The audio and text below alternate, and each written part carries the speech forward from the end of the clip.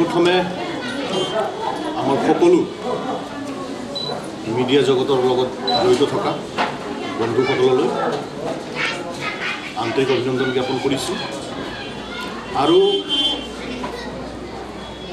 কিছু বিশেষ গুৰুত্বপূৰ্ণ বিষয় লৈ আজি আমি ইয়াত মিলিত হৈছোঁ। মই আশা কৰোঁ আজিৰ এই প্ৰেছ মেল যোগেদি যিখিনি কথা মই আমাৰ কাৰ্বি আংলংবাসী ৰাইজৰ কাৰণে প্ৰেৰণ কৰিব বিচাৰিছোঁ সেইখিনি বাৰ্তা আমাৰ ৰাইজৰ মাজলৈ আপোনালোকে লৈ যাব বুলি মই আশা কৰিছোঁ আৰু তাকে কামনা কৰিছোঁ। বন্ধুসকল, আমি সকলোৱে জানো বৰ্তমান অসম বিধানসভাৰ নিৰ্বাচনৰ প্ৰচাৰ উন্নত হৈ উঠিছে। অসমৰ বিভিন্ন প্ৰান্তৰ লগতে আমাৰ কাৰ্বি আংলঙতো 4খন বিধানসভা সমষ্টি, প্ৰত্যেক বিধানসভা সমষ্টিত ইতিমধ্যে সকলো দলৰে তৰফৰ পৰা এই নিৰ্বাচনীত সকলো কাৰ্যকৰ্তাসকলে উঠি পৰি লাগিছে আৰু সকলো ৰাইজেও এতিয়া নিৰ্বাচনমুখী এটা পৰিৱেশ পাইছে। আমি ভাৰতীয় জনতা পাৰ্টি সদায় আমাৰ যিটো নীতি আৰু আদৰ্শ, আমাৰ যিটো কাম কৰা তৰিকা, আমি অকল ৰাজনীতি কৰাটোকে নহয়, আমি আমাৰ ৰাইজক সঁচা অৰ্থত আগুৱাই লৈ যোৱা যিটো পৰিকল্পনা আজিৰ নহয়, আৰম্ভণিৰ পৰাই যি নীতি লৈ আৰু যি আদৰ্শ লৈ জনসংঘৰ গঠন হৈছিলে, কালক্ৰমত জনতা পাৰ্টি হৈছিলে আৰু বৰ্তমান আমি সকলোৱে ভাৰতীয় জনতা পাৰ্টি হিচাপে গম পাওঁ।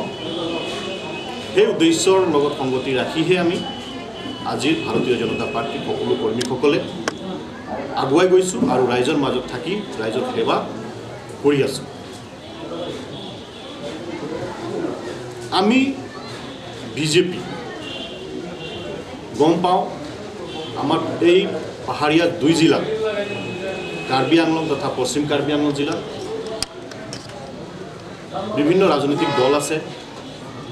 আৰু আমাৰ ইয়াত ৰাইজে ৰাজনৈতিকভাৱে সচেতন। ইয়াত ডাঙৰ আন্দোলন হৈ গৈছে,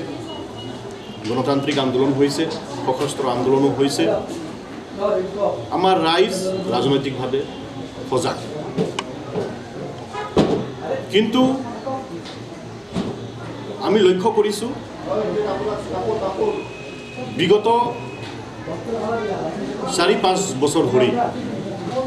আমাৰ কাৰ্বি আংলঙৰ যিটো সকলো জাতি জনগোষ্ঠী, ভাষা ভাষিক একেলগত লৈ আগুৱাই যোৱাৰ যিটো চিন্তাধাৰা, সকলোৱে লগত থাকি আন এজনৰ লগত ভাতৃত্ববোধত বন্দী হৈ থাকি আগুৱাই যোৱাৰ যিটো কাৰ্যপদ্ধতি, সেইটোৰ ওপৰত এছাম চ' ৰাজনীতিবিদে আঘাত সানিবৰ কাৰণে চেষ্টা চলাই আহি আছে। তেনেধৰণে এতিয়া আমি উপলব্ধি কৰিছোঁ। আমি এই নিৰ্বাচনত নিশ্চিতভাৱে আমাৰ দল হৈ নিৰ্বাচনী আয়োগৰ যিটো নীতি নিয়ম সেইখিনি মানি আমি আমাৰ ৰাইজৰ মাজত গৈ আমাৰ পক্ষত যিখিনি নেকি আমাৰ চৰকাৰৰ তৰফৰ পৰা ভাল ভাল কাম কৰা হৈছে, ৰাইজক আকৃষ্ট কৰিবলৈ, ৰাইজক অৱগত কৰিবলৈ আমি আমাৰ প্ৰচাৰবিলাক লৈ যাবৰ কাৰণে ইতিমধ্যে আমিও আহিছোঁ। এতিয়া ইয়াৰ মাজতে বিজেপি নীতি আদৰ্শ, কাৰ্যপদ্ধতি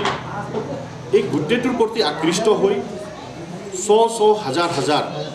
সামাজিক ৰাজনৈতিক কাৰ্যকৰ্তাসকলে বিজেপিত যোগদান কৰি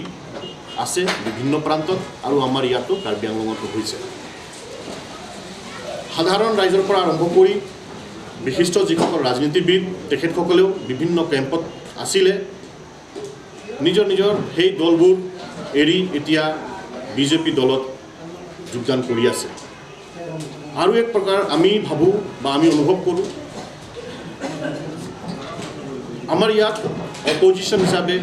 প্ৰায় নগণ্য হৈ যোৱা কথা আমি being responsible political party being in the power আমি আমাৰ কৰ্তব্যবোধ সদায় উপলব্ধি কৰি আহিছোঁ আৰু সেইখিনিক আমি সদায় লগত লৈহে আগবাঢ়া আমাৰ চিন্তাধাৰা আছে আমি আমাৰ ৰাজনৈতিক দলৰ কাম কাজ হিচাপে আমি কৰিবৰ কাৰণে স্বতন্ত্ৰ আমি কৰিছোঁ কৰি গৈ থাকিম ইয়াত কোনো বাধা আমাক জন্মাব নোৱাৰিব আৰু ৰাইজৰ মাজত যিহেতু আমাৰ একচেপ্টেঞ্চ আছে ৰাইজে আমাক ভাল পাইছে ৰাইজে আমাক ভাল পাই আছে আমি নিশ্চিতভাৱে এই নিৰ্বাচনত জয়ী হ'ম মই ক'ব খুজিছোঁ এই নিৰ্বাচনত বোকাজান সমষ্টিয়ে হওক হাওৰাঘাট সমষ্টিয়ে হওক ডিফু সমষ্টিয়ে হওক বা আমাৰ এই 20 নং বৈঠালাংচু সমষ্টিয়ে হওক আমি বিপুল ভোটত জয়যুক্ত হ'ম ইয়াত কোনো ধৰণৰ আমাৰ সন্দেহ নাই ৰাইজে এইখিনি ইতিমধ্যে থিৰাং কৰি লৈছে আৰু ৰাইজৰ মাজত যিহেতু আমি আছোঁ আমাৰ গোটেই সাংগঠনিক যিটো স্থিতি সেইটোৰ ওপৰত বেছ কৰি আমি ৰাইজৰ মাজত আছোঁ আৰু আমি সেইখিনি কথা ৰাইজৰ পৰা ইতিমধ্যে গম পাইছোঁ এতিয়া যিসকল ৰাজনৈতিক কাৰ্যকৰ্তা যিসকল শক্তিশালী নেতা আমাৰ দলত যোগদান কৰিছে তেখেতসকলক আমি আন্তৰিকতাৰে আমি আঁকোৱালি লৈছোঁ গ্ৰহণ কৰিছোঁ অভিনন্দন জনাইছোঁ এইবোৰ দেখি কিছু ৰাজনৈতিক দল বা কিছু সংগঠনৰ কাৰ্যকৰ্তাসকলে ঝাঙুৰ খাই উঠিছে তেখেতসকলে এইটো হজম কৰিব পৰা নাই কাৰণ তেখেতসকলৰ যিটো ৰাইজৰ বিপৰীতে লোৱা স্থিতি সফল হৈ উঠা নেদেখি এতিয়া ফ্ৰাষ্ট্ৰেট হৈ গৈছে মই ক'ব খুজিছোঁ আমি আপোনালোকৰ মাধ্যমত চব ৰাইজেও গম পাইছে যোৱা পৰহি ডিফুত ডাঙৰ এখন কাৰ্যসূচী অনুষ্ঠিত হ'ল দলত যোগদান কাৰ্যসূচী আৰু এই কাৰ্যসূচীত প্ৰাক্তন ইএমসকলৰ পৰা আৰম্ভ কৰি অন্য শক্তিশালী নেতাসকল আমাৰ দলত যোগদান কৰিছে তাত এই যোগদান কাৰ্যসূচীত আমাৰ মাননীয় সাংসদ পৰেশ সিং বে ডাঙৰীয়া আমাৰ মাননীয় CEM তুলিৰাম ৰংহাং ডাঙৰীয়া প্ৰমুখ্যে আমাৰ দলৰ নেতৃবৃন্দসকল আৰু বিভিন্ন স্তৰৰ কাৰ্যকৰ্তাসকল থকাকে তেখেতসকলক আমি আদৰণি জনাইছোঁ তাৰ মাজত আমাৰ মই যিহেতু কপলি সমষ্টিকো ৰিপ্ৰেজেণ্ট কৰোঁ কাৰ্বি আংলং অট'নমাছ কাউন্সিলত সেই কপলি সমষ্টিৰ বিগত নিৰ্বাচনত মোৰ লগত মূল প্ৰতিদ্বন্দ্বিতাত নমা তেতিয়াৰ AGP প্ৰাৰ্থী ধন সিং ডেৰাজী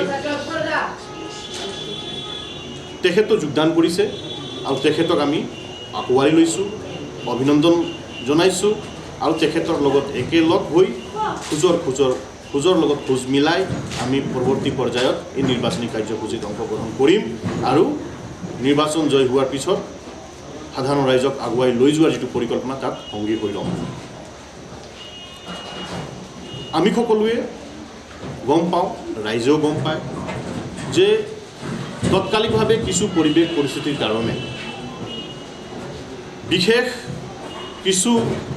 সুবিধাবাদী ব্যক্তি বা ৰাজনীতিবিদৰ তৰফৰ পৰা তেনেধৰণৰ এটা পৰিৱেশ নিৰ্মাণ কৰাৰ বাবে মই নিৰ্বাচিত হোৱাৰ পিছত মোৰ এগেইনষ্টত ইলেকশ্যন পেটিশ্যন দাখিল কৰা হৈছিল সেই ইলেকশ্যন পেটিশ্যনটো দিয়াৰ ভিতৰত ধন সিং ডেৰাজীও অন্যতম তেখেতে দিয়া ইলেকশ্যন পেটিশ্যনৰ নম্বৰটো আছিল 01/2018 আমি বিচাৰ প্ৰক্ৰিয়াত আগবাঢ়িছিলোঁ আৰু বিচাৰ প্ৰক্ৰিয়াত আগবাঢ়ি গৈ গৈ গৈ গৈ আমি এনেকুৱা এটা পৰিস্থিতিত উপনীত হ'লোঁ যে তেখেতে উপলব্ধি কৰিলে যে তেখেতৰ দ্বাৰা সিদ্ধান্ত লোৱা সেই ডিচিশ্যনটো সঠিক হোৱা নাছিলে, কাৰেক্ট নাছিলে আৰু তাৰ লগতে বিজেপি দল হৈ বিজেপি চৰকাৰে যেনেধৰণে ৰাইজৰ কাৰণে কাম কাজ কৰিছে, যেনেধৰণে চাৰিওফালে উন্নতি হৈ আছে আৰু বহুত উন্নতি হ'বলৈ আছে তাৰ প্ৰতি তেখেত আশা কৰি আৰু বিভিন্ন ধৰণৰ কথা উপলব্ধি কৰি বিজেপি দলত যোগদান কৰাৰ সিদ্ধান্ত ল'লে, যোগদান কৰিলে আৰু যোগদান কৰাৰ লগতে প্ৰেছ মিট এটা ডিফুট পতা হৈছিলে আৰু তাত মোৰ লগত তেখেত একেলগত বহি মোৰ বিৰুদ্ধে যিটো ইলেকশ্যন পেটিশ্যন আছিলে সেইটো বিদ্ৰোহ কৰিব বুলি ঘোষণা কৰিছে। আমি দুয়ো কথা পাতিছোঁ ভালৰ কাৰণে, ৰাইজৰ ভালৰ কাৰণে, আমাৰ দলৰ ভালৰ কাৰণে। ইমানলৈকে ঠিক আছে, ইমানলৈকেতো ক'বলগীয়া একো নাছিলে। মই ভূমিকা হিচাপে অলপ আপোনালোকক অৱগত কৰিলোঁ। এতিয়া যিটো কাৰণত আমি ইয়াত আজি মিলিত হৈছোঁ আৰু যিটো কথা নেকি মই আজি এই প্ৰেছ মিটৰ জৰিয়তে মই ৰাইজক জনাব বিচাৰিছোঁ সেইটো হৈছে যে এই যোৱা পৰহিৰ কাৰ্যসূচী হোৱাৰ পিছত কিছু দল সংগঠনে আৰু বিশেষকৈ APHLC all party hills leaders conference তৰফৰ পৰা ৰিয়েকশ্যন কৰা হৈছে। তেখেতসকলৰ স্পোক্স পাৰ্চন আন্তন টিকাথাৰে বিভিন্ন ধৰণৰ কথা প্ৰেছ মিট জৰিয়তে লৈ আহিছে আৰু তাত মূলভাৱে মোৰ ওপৰত কিছু ভুল ধাৰণাবিলাক, কিছু ভুল কথাবিলাক ৰাইজৰ মাজত লৈ যোৱাৰ এটা চেষ্টা কৰিছে। এইখিনি মোৰ দৃষ্টিগোচৰ হৈছে। তেখেত ৰাইজক মই যিখিনি কথা তাত প্ৰেছ কনফাৰেন্সৰ জৰিয়তে সেইদিনা আমাৰ ধন সিং ডেৰাজীৰ লগত বহি কৈছিলোঁ, তাক যিটো ক'ব বিচাৰিছিলোঁ সেইটোক নুবুজি বেলেগ ধৰণে বুজি আৰু ৰাইজক বেলেগ ধৰণে বুজাব বিচাৰিছে বুলি তেনেধৰণে এটা চেষ্টা কৰি থকা মই দেখিছোঁ। ইলেকশ্যন পেটিশ্যন হৈছিল, আমি বিচাৰ প্ৰক্ৰিয়াত আগবাঢ়িছিলোঁ। মোৰ যিখিনি নলেজ, যিমানখিনি মই গম পাওঁ এই বিষয়ৰ ওপৰত এটা সিদ্ধান্ত নিশ্চিতভাৱে হ'ব আৰু এই সিদ্ধান্ত সংবিধানে যিটো কৈছে সেইটোৰ ওপৰত বেছ কৰিহে হ'ব। ইয়াত কাৰো দুইমত হ'ব নোৱাৰি। মই নিশ্চিত সিদ্ধান্তটো কি হ'বলৈ আছে। গতিকে সেইখিনিক লৈ পেলাই মই কেতিয়াও আপোনালোকৰ জৰিয়তে ৰাইজৰ মাজত আহি কিবা প্ৰতিক্ৰিয়া দিব লাগে, কিবা ক'ব লাগে তেনেধৰণে মই চেষ্টা কৰা নাছিলোঁ। Being a responsible elected representative মোৰ যিখিনি দায়িত্ব সেইখিনি মই বোধ কৰিছিলোঁ। কিন্তু কালক্ৰমত এতিয়া যিহেতু এনেকুৱা এটা পৰিৱেশ আনিবৰ কাৰণে চেষ্টা কৰা হৈছে, বিশেষকৈ এই নিৰ্বাচনী বতৰত ইয়াৰ ওপৰত নিশ্চিতভাৱে মই ৰাইজৰ বাবে বাৰ্তা প্ৰেৰণ কৰিবলগীয়া আছে। আন্তন্তিক কাথাৰ ডাঙৰীয়াই যিখিনি কথা প্ৰেছ মিটৰ জৰিয়তে কৈছে মই এইখিনি গৰিহণা দিছোঁ। এইখিনি কথা কাৰ্বি আংলংবাসী ৰাইজে কোনো কাৰণতে মানি নলয়। তাৰ উদাহৰণ বিগত নিৰ্বাচনবিলাকত ৰাইজে ইতিমধ্যে দেখুৱাই দিছে আৰু এই নিৰ্বাচনতো খুব ধুনীয়াকৈ চবে বুজিব পৰাকৈ ৰাইজে দেখুৱাই দিব। তেখেতে কৈছে যে মই ইনক্লুচিভ বুলি এটা ৱৰ্ড ইউজ কৰিছিলোঁ আৰু এই ইনক্লুচিভ ৱৰ্ডটো নিশ্চিতভাৱে বিজেপিৰ এগৰাকী কৰ্মী হিচাপে মই অন্তঃকৰণেৰে মই শিকিছোঁ। আমি কাকো বাদ দি পেলাই আমি আগুৱাই যোৱাৰ পৰিকল্পনা কেতিয়াও কৰা নাই আৰু সেইটো কৰিব লাগে বুলি আমাক আমাৰ দলে শিকোৱা নাই।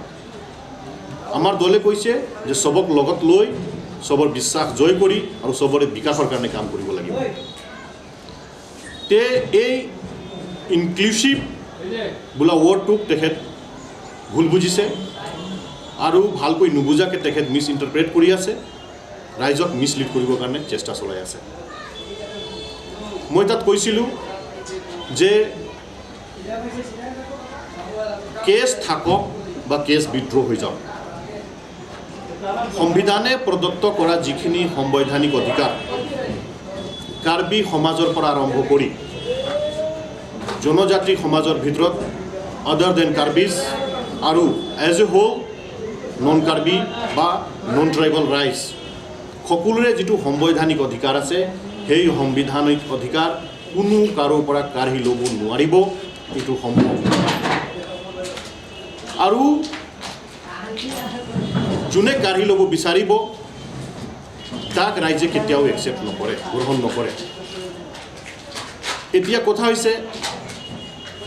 যে মই সাংবিধানিক অধিকাৰৰ কথা কৈ আছোঁ যদি এগৰাকী অজনজাতীয় নাগৰিক হিচাপে মোৰ অধিকাৰ যদি 10 টকাৰ আছে তেতিয়াহ'লে কোনো জনজাতি লোকে এই অধিকাৰটো মোৰ পৰা 9 টকা কৰিব নোৱাৰিব বা মই সেইটো 11 টকা কৰি ল'ব নোৱাৰিম আৰু যিসকল জনজাতীয় ৰাইজ জনজাতীয় সমাজ এই সমাজৰ যিটো সাংবিধানিক অধিকাৰ এই সাংবিধানিক অধিকাৰ মোৰ পৰা আৰম্ভ কৰি যিকোনো অজনজাতীয় সমাজৰ লোকে কোনো কাৰণতে কমাই ল'ম কাটি ল'ম ভগাই দিম সেইটো সম্ভৱ হ'ব নোৱাৰে এইটো এটা ভেৰি ইনিচিয়েল যিটো এটা মানে কথা সেই কথাটো নুবুজাকে এটা দল তেওঁলোকে খুলিছে আৰু মই কওঁ এই দল খোলাটোৱে এই জন্মটোহে ভুল কৰি দিছে তেওঁলোকে জন্ম লগনৰ পৰা তেওঁলোকৰ দুখ আছে all party hills leaders conference বুলি ক'লে আমি ইতিহাস যদি অলপ চাওঁ ডিউৰিং মেঘালয়া মুভমেণ্ট এটা সংগঠন তাত কৰিছিলে তেতিয়াৰ নেতৃবৃন্দসকলে আৰু বিভিন্ন ৰাজনৈতিক দল আৰু সংগঠনসকলৰ নেতাসকলক লৈ এটা মঞ্চ তৈয়াৰ কৰিছিলে যাক নেকি all party hills leaders conference বুলি কৈছিলে APHLC কপি পেষ্ট কৰিব পাৰি আজিকালি কম্পিউটাৰৰ জমানা তেওঁলোকে কৰিছে কাৰণ তেখেতসকলৰ মাজত তেখেতসকলৰ লগত যিসকল এক্টিভিষ্ট মই ভাবোঁ তেখেতসকলে পঢ়া শুনা হয় কলেজ গোয়িং হ'ব পোষ্ট গ্ৰেজুৱেট হ'ব বা পঢ়া শুনা এই ইউথসকল তেখেতসকলেও সেইখিনি কথা হয়তো অৱগত কিন্তু ৰাজনৈতিক গুৰুৰ যিটো মন্ত্ৰ সেই মন্ত্ৰ যেতিয়া মন্ত্ৰৰ লগত ৰাজনৈতিক স্বাৰ্থ জড়িত হোৱাকে মন্ত্ৰ দিয়া যাব তেতিয়া তাত নিশ্চিতভাৱে দুখটো ওলাব মই নাম লৈ কাৰো ৰেটিং বঢ়াই দিব বিচৰা নাই কিন্তু মই দুখ প্ৰকাশ কৰিছোঁ যে বিপুল সংখ্যক ভোট প্ৰদান কৰি সকলো জাতি জনগোষ্ঠী কাৰ্বি ডিমাচা গাৰো বড়ো আদিবাসীৰ পৰা আৰম্ভ কৰি হিন্দীভাষী অসমীয়া Bengali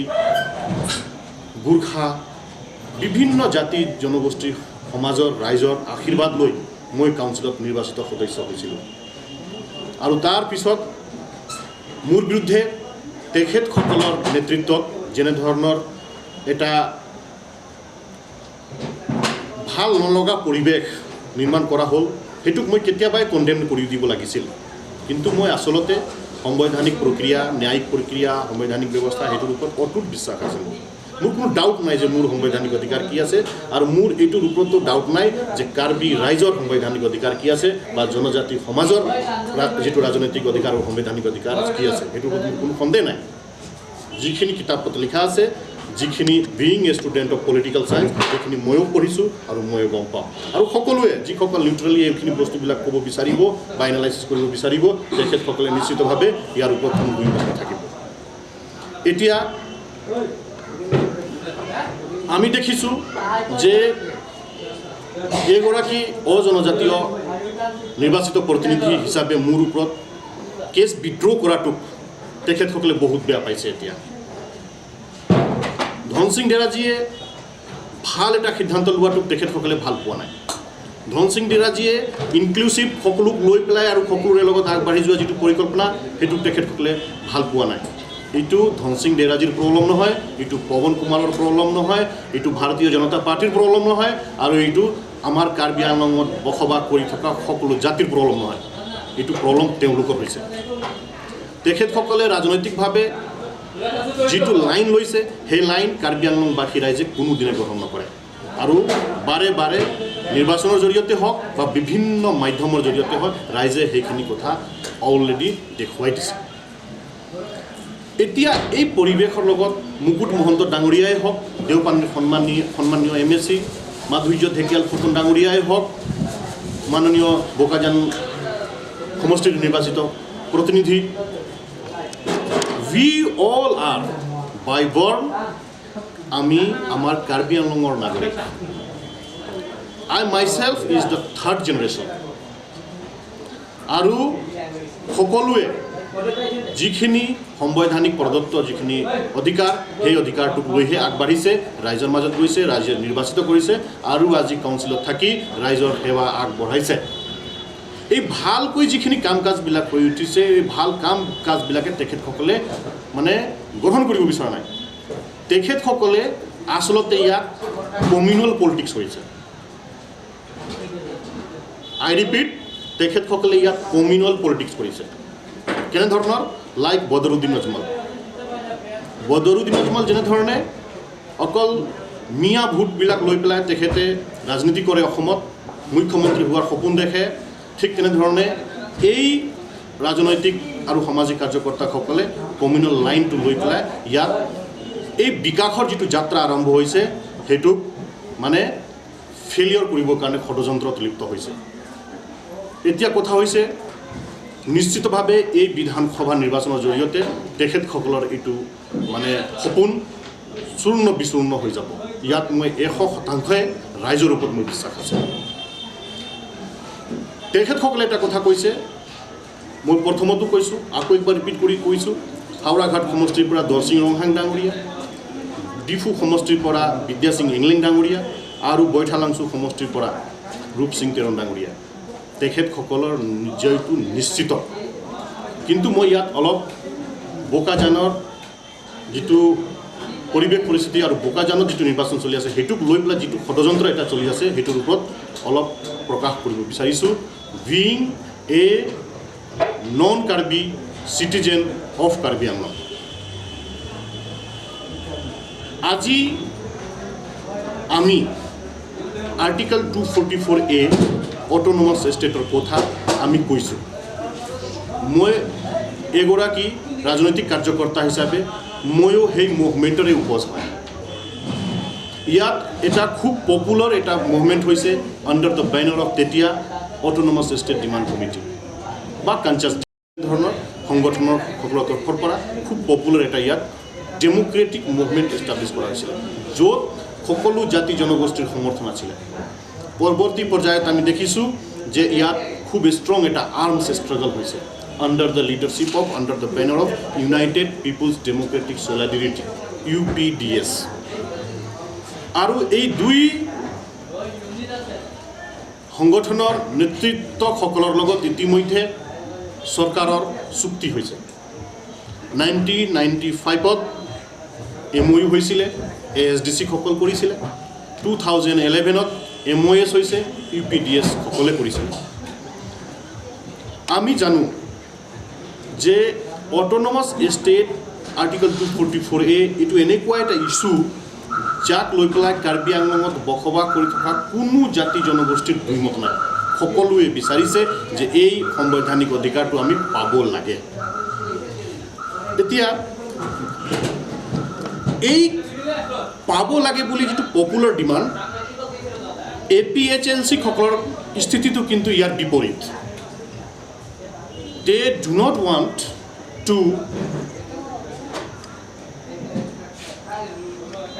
Article 244A should be implemented. তেওঁলোকে ৰাইজৰ যিটো পপুলাৰ ডিমাণ্ড সেইটোক স্প্লিট কৰি এটা 6th শিডিউলৰ নামত এটা আন্দোলন ইষ্টাব্লিছ কৰিবৰ কাৰণে বহুত চেষ্টা চলাইছে। Yes, it is true. Karbi Anglong Autonomous Council is governed by the very spirit of 6th schedule provision of Constitution of India. ইয়াত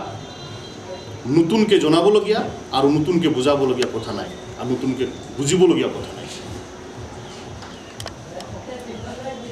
আমাৰ যিটো issue article 244A autonomous state, ইয়াৰ পৰা এই ইছ্যুটো যাতে এচিভ কৰিব নোৱাৰে, এই ইছ্যুটো যাতে ইমপ্লিমেণ্ট হোৱাকৈ সমাধান হ'ব নালাগে, তাৰ কাৰণে তেওঁলোকে দিনে ৰাতি কষ্ট কৰি থকা নিচিনা পৰিলক্ষিত হৈছে 6th শিডিউল প্ৰভিজন মতে আমাৰ অটোনমাস কাউন্সিল আছে এই কিতাবৰ জৰিয়তে এই পবিত্ৰ কিতাবৰ জৰিয়তে কাৰ্বি আংলং অটোনমাস কাউন্সিলটো চলি আছে আৰু ইয়াক জানি ইয়াক মানিহে আমিও তাত নিৰ্বাচিত সদস্য হৈ কাম কাজবিলাক কৰি আছোঁ আৰু নিশ্চিতভাৱে মই মোৰ কাম কাজৰ ওপৰত কেতিয়াও মই ডাউট নকৰোঁ এতিয়া এই গোটেই ডিজাইনটো ক'ৰ পৰা আহিছে আৰু কোনটো দিশত লৈ যাব বিচাৰিছে সেইখিনি কিন্তু কাৰ্বি আংলঙৰ সচেতন মহলৰ পৰা আৰম্ভ কৰি সকলো ৰাইজে কিন্তু কনচিয়াছ হোৱাটো প্ৰয়োজন আছে যিহেতু নিৰ্বাচনৰ পৰিৱেশ আৰু আমি ভোটদান কৰিবলৈ আছে কোনো কাৰণতে যতে আমাৰ এটাও ভোট তেনেধৰণৰ আইডিয়াক লৈ পেলাই ভোট কাষ্ট নহয় তাৰ কাৰণে মই ৰাইজক অপিল কৰিব বিচাৰিছোঁ আমি এই যিসকল কৰ্মীয়ে কাৰ্বি সমাজ মজবুত হ'ব লাগে কাৰ্বি আংলং মজবুত হ'ব লাগে কাৰ্বি আংলং অটোনমাস কাউন্সিল মজবুত হ'ব লাগে যিসকল কৰ্মীয়ে দিনে ৰাতি কথাবিলাক ক'বৰ কাৰণে চেষ্টা কৰি আছে তেখেতসকলে এই মূল যিটো ভাৱনা সেই ভাৱনাটোৱে বুজি পোৱা নাই চাগে আজি বোকাজান সমষ্টিত ডক্টৰ নুমল মমিন তেওঁ বোলে এণ্টি ট্ৰাইবেল বোলে এই কথাটো কৈছে কতবা যদি এটা মান যদি এণ্টি ট্ৰাইবেল কাম যদি ডক্টৰ নুমল মমিনে কৰিছে তেতিয়াহ'লে মই ভাল পাম তেওঁলোকে এই তথ্য সহকাৰে ৰাজহুৱাত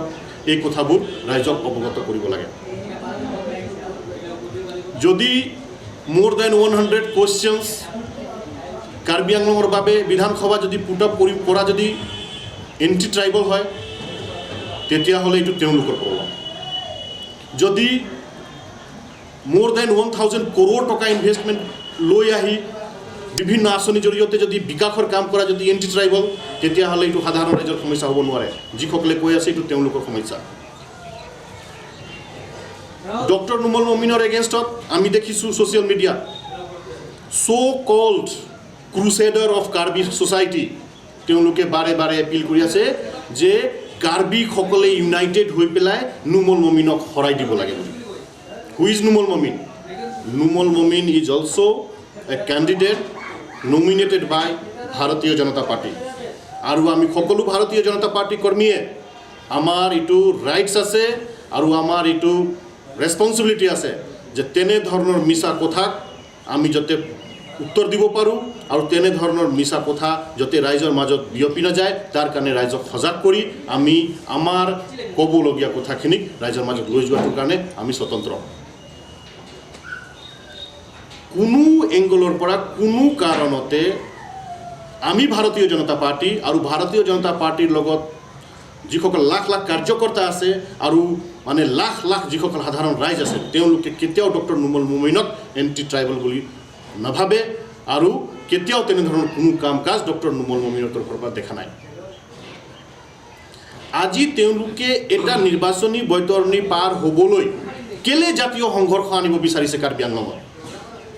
কেলে ট্ৰাইবেল ভিতৰতে ট্ৰাইবেল কমিউনিটিক ডিভাইড কৰিব বিচাৰিছে কাৰ্বি নন কাৰ্বি কেলে কাৰ্বি আংলঙৰ সাধাৰণ যিটো সমাজ ব্যৱস্থা তাত ট্ৰাইবেল নন ট্ৰাইবেল বোলে সেই এটা ক্লেছ এটা কণ্ট্ৰভাৰ্চি আনিব বিচাৰিছে এই ষড়যন্ত্ৰৰ পৰা আমাৰ ৰাইজে সজাগ হৈ থাকিব লাগিব বুলি মই আজিৰ এই আপোনালোকৰ জৰিয়তে মই ৰাইজক অনুৰোধ জনাব বিচাৰিছোঁ আৰু আমি দেখিছোঁ ভাৰতীয় জনতা পাৰ্টিৰ নেতৃত্বৰ তৰফৰ পৰা আজি যিটো ইনক্লুচিভ পলিটিক্সৰ কথা যিটো আমি কৈছোঁ সেই ইনক্লুচিভ পলিটিক্স মিনছ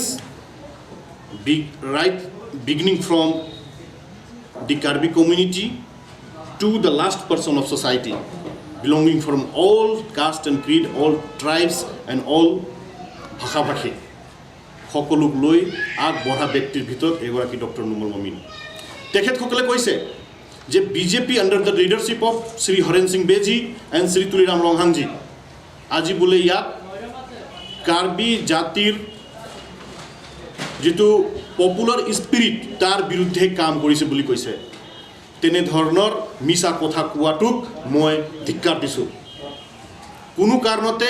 আমাৰ সন্মানীয় সাংসদ হৰেণ সিং বে ডাঙৰীয়া আৰু কোনো কাৰণতে আমাৰ সন্মানীয় CEM তুলিৰাম ৰংহন ডাঙৰীয়াই তেনেধৰণৰ কাম কৰা নাই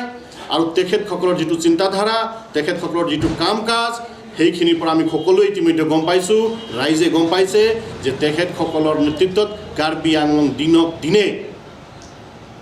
অসমৰ ভিতৰতে এটা জাকত জিলিকা এলেকাৰ ভিতৰত পৰিগণিত হৈ উঠিছে ইতিমধ্যে তেখেতসকলে কাৰ্বি আংলঙৰ পৰা বাহিৰত লৈ অলপ ওলাওক বাহিৰৰ ৰাইজে কি আমাৰ কাৰ্বি আংলঙৰ প্ৰতি চিন্তা কৰিছে দেখিছে সেইখিনি কথা অলপ বুজিবৰ কাৰণে চেষ্টা কৰক আজি 4 বছৰ আগত 5 বছৰ আগত কাৰ্বি আংলঙৰ প্ৰতি কি ধাৰণা আছিলে আৰু আজি আমাৰ ডাইনামিক লিডাৰশ্বিপ হৰেণ সিং বেজী আমাৰ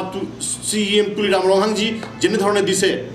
তাৰপিছত আমাৰ আজি অৱধাৰণা কাৰ্বি জাতিৰ প্ৰতি কাৰ্বি সমাজ ব্যৱস্থাৰ প্ৰতি আৰু কাৰ্বি আংলংবাসীৰ প্ৰতি কি হৈছে সেইখিনি কথা বুজিবলৈ তেখেতসকলে অলপ বাহিৰলৈ ওলাওক দে আৰ মেণ্টেলি চিক আৰু এইখিনি বস্তু ইমানতে শেষ হ'ব লাগে বুলি মই কৈছোঁ যদি ইমানতে শেষ নহয় কিন্তু ৰাইজে তেওঁলোকক কেতিয়াও ক্ষমা নকৰিব আমি কোনো কাৰণতে কাৰ্বি আংলঙত বসবাস কৰি থকা সকলো জাতি জনগোষ্ঠীয়ে এতিয়া কনফ্ৰণ্টেশ্যনত যাব বিচৰা নাই আমি কোনো কাৰণতে আমাৰ যিটো বিকাশৰ যাত্ৰা আৰম্ভ হৈছে তাত আমি এই যাত্ৰাটো বাদ দি বেলেগ ভুল এটা পথত যাব বিচাৰিছোঁ তেনেধৰণে কোনো নাভাবে আজি চেহেৰা সলনি হৈ গৈছে বিকাশৰ কাম কাজ কৰিখিনি আৰু বহুত কাম কাজবিলাক হ'ব আগন্তুক সময়ত গতিকে সেই দলৰ নেতৃবৃন্দসকল আৰু বিশেষকৈ মই মোৰ ভাইটি সমান আংটং ইংটি কাথাৰ ডাঙৰীয়াক মই অনুৰোধ জনাম যে আপোনালোকে এডুকেটেড নতুন জেনেৰেশ্যনক ৰিপ্ৰেজেণ্ট কৰিব পৰাকৈ ক্ষমতা থকা এগৰাকী প্ৰতিভাশালী ব্যক্তি যুৱক আপোনালোকৰ লগত যিসকল যুৱক যুৱতী আছে তেখেতসকলে কাৰ্বি আংলঙক কাৰ্বি সমাজক এটা জেনেৰেশ্যনক ৰিপ্ৰেজেণ্ট কৰে গতিকে প্লিজ আপোনালোকে এই জেনেৰেশ্যনটোক ভিক্টিমাইজ কৰাৰ এই প্ৰক্ৰিয়াৰ পৰা ওলাই আহক মানে আপুনি এইটো ক'ব বিচাৰিছে নেকি তেওঁলোকে যিটো 6 শিডিউলৰ নামত বিভিন্ন ঠাইত গৈ আছে কথাবিলাক এইটো ভুল ব্যাখ্যা কৰি আছে ইয়েছ তেওঁলোকে এইটো ভুল ব্যাখ্যা কৰি আছে মই সেইটোলৈহে আহি আছোঁ তেওঁলোকে এইটো ভুল ব্যাখ্যা কৰি আছে যিকোনো পঢ়িব পৰা বুজিব পৰা ব্যক্তিয়ে আজি 6th শিডিউলটো পঢ়িব পাৰিব বুজিব পাৰিব আৰু অলৰেডি জনা আছে আজি ইমান পপুলাৰ মুভমেণ্ট ASDC ইমান পপুলাৰ এটা আৰ্মছ ষ্ট্ৰাগল UPDS তেখেতসকলে কি তেখেতসকলৰ নেতৃবৃন্দসকলে কি 6th শিডিউল জনা নাছিলে নেকি মইতো ভাবোঁ জানিছিলে আৰু বৰ্তমান যিসকলে এই গোটেই পলিটিক্সটো ডিজাইন কৰিছে এখেতসকলৰ তুলনাত বৰ বেছি ভালকৈ জানিছিলে আখৰে জানিছিলে কোনোবাই ডক্টৰ ৰিজাইন কৰিছে কোনোবাই ACS অফিচাৰ পদৰ পৰা ৰিজাইন কৰিছে কোনোবাই ইঞ্জিনিয়াৰ ৰিজাইন কৰিছে কোনোবা প্ৰফেচাৰ ৰিজাইন কৰিছে তেনেধৰণৰ ব্যক্তিসকলে আন এটাৰ পৰা এটা most highly educated peoples তেওঁলোকে ৰাইজৰ প্ৰতি কাম কৰিবৰ কাৰণে আহি কিন্তু তেনেধৰণৰ বিদেশৰ কাম কৰিখিনি ৰাইজক একত্ৰিত কৰিম আৰু আগুৱাই লৈ যাম বুলি পৰিকল্পনা কৰা নাছিল কিন্তু আজি দেখিছোঁ কিছুসকলে নিজৰ কাম কাজৰ পৰা অব্যাহতি লোৱাৰ পিছত এতিয়া খালি থকা সময়ত ৰাইজৰ মাজত সোমাই গৈ ৰাইজক মিছলিড কৰিবৰ কাৰণে চেষ্টা কৰিছে গতিকে এইখিনিৰ পৰা তেখেতসকলে বিৰত হ'ব লাগে আৰু কোনো কাৰণতে বিজেপি কাৰ্বি জাতিৰ বিৰুদ্ধে নহয় কাৰ্বি আংলংবাসীৰ বিৰুদ্ধে নহয় কোনো কাৰণতে CEM তুলিৰাম ৰংহাং কোনো কাৰণতে MP honourable MP Horen Singh Bey Karbi জাতিৰ বিৰুদ্ধে নহয় আৰু সাধাৰণ কাৰ্বি আংলংবাসী ৰাইজৰ বিৰুদ্ধে নহয় আৰু ঠিক তেনেধৰণে কোনো কাৰণতে ডক্টৰ নুমল মমিন সন্মানীয় বিধায়ক তেখেতেও কাৰ্বি জাতিৰ বিৰুদ্ধে নহয় বা কোনো জনজাতি সমাজৰ বিৰুদ্ধে নহয় বা এজ এ হোল সাধাৰণ যিসকল কাৰ্বি আংলংবাসী ৰাইজ তেওঁলোকৰ বিৰুদ্ধে নহয় গতিকে ভুলকৈ মিছ ইণ্টাৰপ্ৰেট কৰি এটা এই ইলেকশ্যনৰ বাতাবৰণত তেনেধৰণৰ মানে নিজৰ ভিতৰতে হাই কাজিয়া নিজৰ ভিতৰতে নুবুজা পৰিৱেশ সৃষ্টি কৰিবৰ পৰা তেওঁলোকে বিৰত থাকক সেইকাৰণে মই আহ্বান জনাব বিচাৰিছোঁ আৰু লগতে ৰাইজক অনুৰোধ জনাইছোঁ যে তেনেধৰণৰ যেনেধৰণে আমি সকলোৱে মাৰ বান্ধি একেলগে থিয় হৈ এই প্ৰধানমন্ত্ৰী মোদীজী আমাৰ মুখ্যমন্ত্ৰী সৰ্বানন্দ সোণোৱাল ডাঙৰীয়া, নেডাৰ আহ্বায়ক তথা জ্যেষ্ঠ মন্ত্ৰী ডক্টৰ হিমন্ত বিশ্ব শৰ্মা ডাঙৰীয়া, তেখেতসকলৰ নেতৃত্বত যেনেধৰণে এই বিকাশৰ যাত্ৰাটো আগবাঢ়ি গৈছে, আমি আমাৰ ভাৰতখনক জগতগুৰু পুনৰ জগতগুৰু হিচাপে আমি পাবৰ কাৰণে সক্ষম হ'ব গৈ আছোঁ। তাত যাতে আমি সকলোৱে একেলগত থাকি তেওঁলোকক মজবুত কৰোঁ। এইখিনিয়ে মূল কথা মই আপোনালোকৰ জৰিয়তে ক'ব বিচাৰিছোঁ আৰু ৰাইজক অনুৰোধ জনাইছোঁ।